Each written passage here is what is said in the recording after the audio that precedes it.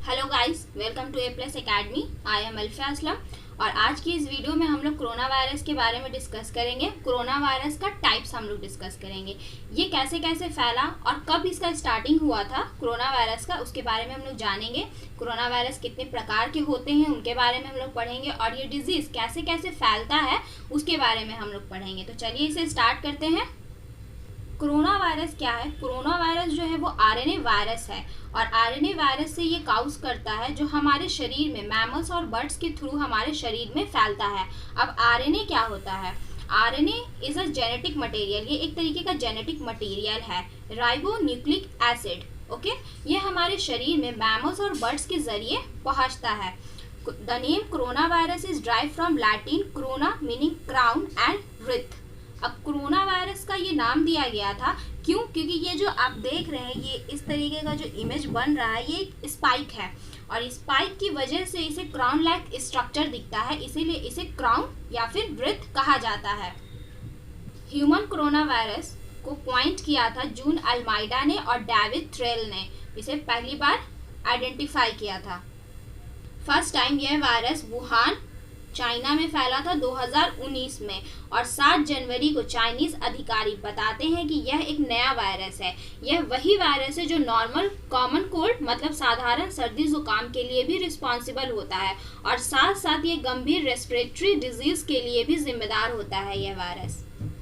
Corona virus क्या है? तो कोरोना वायरस एक बड़ा परिवार है। इस परिवार फैमिली में ऐसे वायरसेस हैं जो सामान्य सर्दी जुकाम मतलब नॉर्मल कोल्ड से लेकर करते हैं और ऐसे वायरसेस भी हैं जो गंभीर निमोनिया भी करते हैं और इस न्यू वायरस को नाम दिया गया 2019 नोवेल कोरोना वायरस।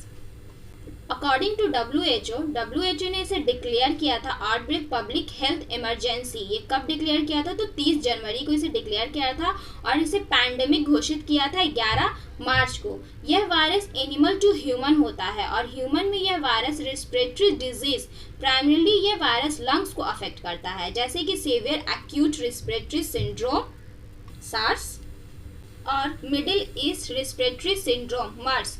इसमें मरने वाले लोगों का जो रेट होता है वो काफ़ी अधिक होता है। यह एक ऐसी बीमारी है जो साधारण से लेकर गंभीर हो सकती है और हम इसमें डिफ्रेंशिएट भी बिल्कुल नहीं कर सकते हैं कि ये कॉमन कोल्ड है या फिर कोरोना वायरस है। इंक्यूबेशन पीरियड की हम लोग बात करें तो कोविड-19 वायरस किस जगह पे ज़्यादा सरवाइव कर सकता है? तो 72 घंटा ये प्लास्टिक और स्टेनलेस स्टील पे सरवाइव करता है, लेस देन 4 आवर कॉपर और लेस देन 24 आवर और कार्डबोर्ड, इस पे ये सरवाइव करता है। ये एक एवरेज है। अब इसका सिम्टम क्या होता है कोरोना वायरस का? इसमें होता क्या है कि फीवर आता है, खांसी जुकाम से की समस्या होने लगती है, सांस लेने में तकलीफ होने लगती है, लेकिन ये साधारण जुकाम से बिल्कुल अलग होता है क्योंकि जिस व्यक्ति को ये कोरोना वायरस होता है उसके शरीर में तेजी से कमजोरी आना स्टार्ट हो जाता है, उसे सांस लेने में तकलीफ होने लगती है, लंग्स में पानी भरना शुरू हो जाता है जिसकी वजह से वो व्यक्ति सांस नहीं ले पाता है और उसकी मृत्यु हो जाती है। और यह वायरस जो है वो एक तरह का गंभीर निमोनिया है जो किसी भी एज के लोगों को हो सकता है। कोरोना वायरस का टाइप क्या है? तो कोरोना वायरस को 4 ग्रुप में बांटा गया है, अल्फा, बीटा, गामा और delta.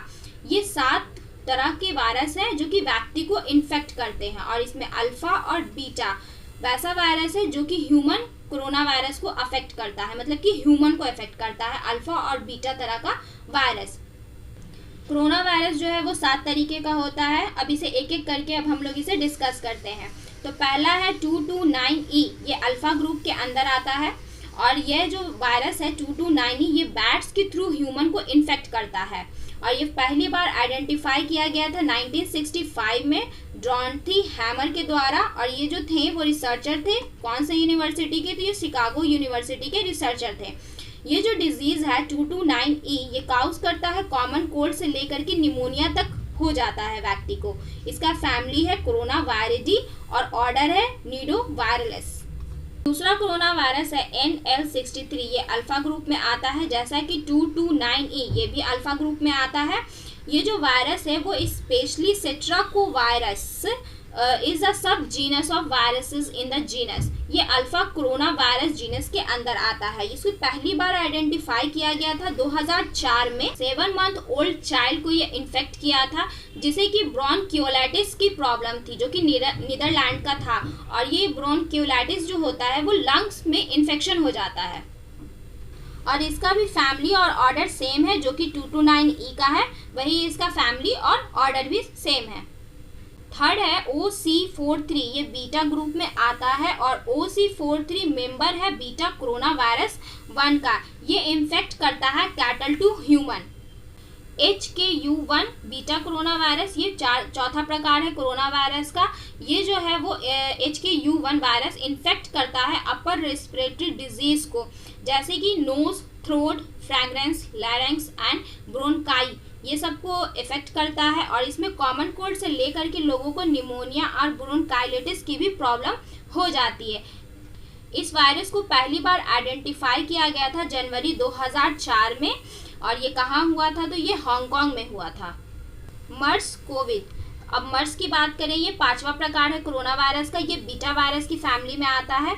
Middle East respiratory syndrome, ये पहली बार आइडेंटिफाई किया गया था सऊदी अरब में 2012 के वक्त में। और इसमें सिम्टम क्या होता है?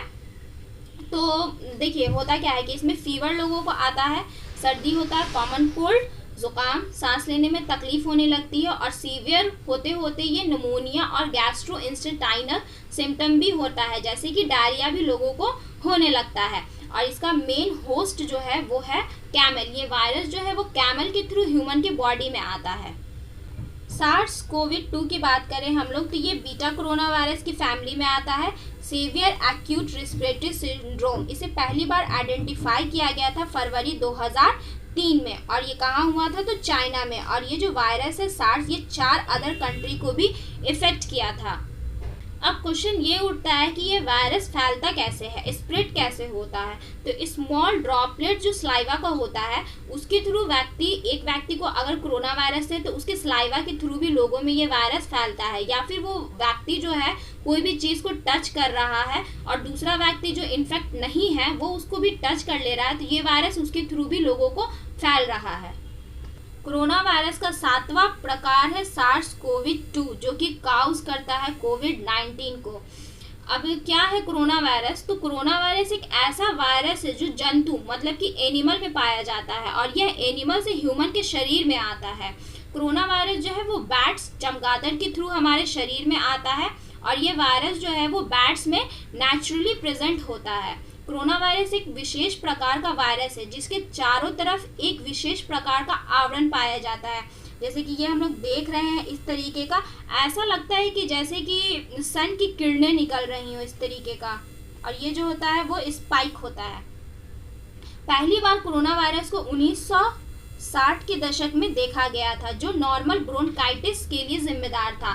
ब्रोंकाइटिस ऐसी समस्या होती है जिसमें कि रेस्पिरेटरी में मामूली सा इन्फेक्शन हो जाता है।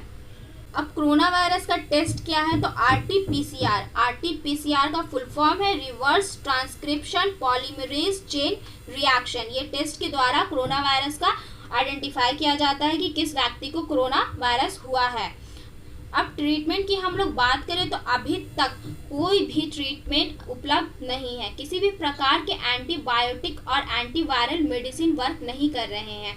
आज जो भी ट्रीटमेंट उपलब्ध है वो सिम्टोमेटिक ट्रीटमेंट है, जिसका जैसा सिम्टम वैसा उसे मेडिसिन दिया जा रहा है, उसके सिम्टम के अनुसार उसे ट्रीट किया जा रहा है। जैसे कि किसी को खांसी है तो उसे खांसी की दवाई दी जा रही है, किसी को फीवर है तो फीवर की दवाई दी जा रही है। इस तरीके से इसका ट्रीटमेंट चल रहा है। प्रिवेंशन की बात करें तो WHO की गाइडलाइन के अनुसार हमें रेगुलर बेसिस पर हाथ धोते रहना चाहिए, मास्क का यूज़ करना चाहिए, वैसे लोगों के संपर्क में आने से बचना चाहिए जिन्हें रेस्पिरेटरी इलनेस है। एटलीस्ट 2 मीटर की दूरी तो हमें एक दूसरे से बना करके बिल्कुल रखनी चाहिए। अब क्वेश्चन ये उठता है कि वायरस चेंज क्यों होता है, कारण क्या है इसका? तो देखिए होता क्या है, जब कोई भी डिजीज हमारे बॉडी में इंटर करता है तो हमारा इम्यून सिस्टम बॉडी को बचाने के लिए इंटरनली काम करना शुरू कर देता है। जैसे कि अटैक एरिया पे WBC, मैक्रोफेज, इन सबको वहाँ भेजने लगता है ताकि जो बैक्टीरिया या वायरस है उसे ओवरकम कर सके।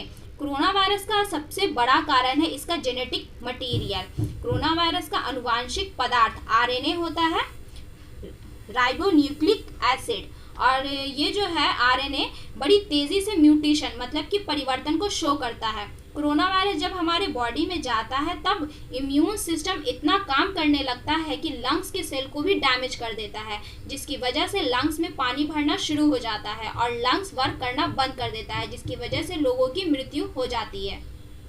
इसीलिए क्या हो रहा है कि हर बार कोरोना वायरस अधिक ताकतवर होता जा रहा है। यह एक वैश्विक चिंता का कारण हो गया है, क्योंकि वायरस से होने वाले इन्फेक्शन सीमाओं से बिल्कुल भी परे हैं। हमें जो चीज़ दिख नहीं रहा है तो हम उससे फाइट कैसे कर सकते हैं। आज बहुत सारे देश के वैज्ञानिक इस पर रिसर्च कर रहे हैं कि वैक्सीन बनाने में लगे हुए हैं। हमें भी इनकी मदद करनी चाहिए, लोगों तक अवेयरनेस पहुंचाते रहना चाहिए। जैसे कि कोई अगर मास्क का यूज़ ना कर रहा है तो हमें उसे मास्क का यूज़ करने के लिए बोलना चाहिए। सोशल डिस्टेंसिंग का हमें पालन करना चाहिए। अपनी और अपनों की सुरक्षा हमारे हाथों में है। इस वायरस से हम सबको एक साथ लड़ना है। जब तक दवाई नहीं तब तक ढिलाई नहीं। Thank you for watching this video. I hope ये वीडियो आप लोगों के लिए काफ़ी हेल्पफुल रहा होगा। इस वीडियो को ज़्यादा से ज़्यादा शेयर करें ताकि लोगों को अवेयरनेस हो इस डिज़ीज़ के बारे में, क्योंकि इस डिज़ीज़ से हम ही लोग मिल करके लड़ सकते हैं। तो इसे लाइक करें, शेयर करें और सब्सक्राइब करें।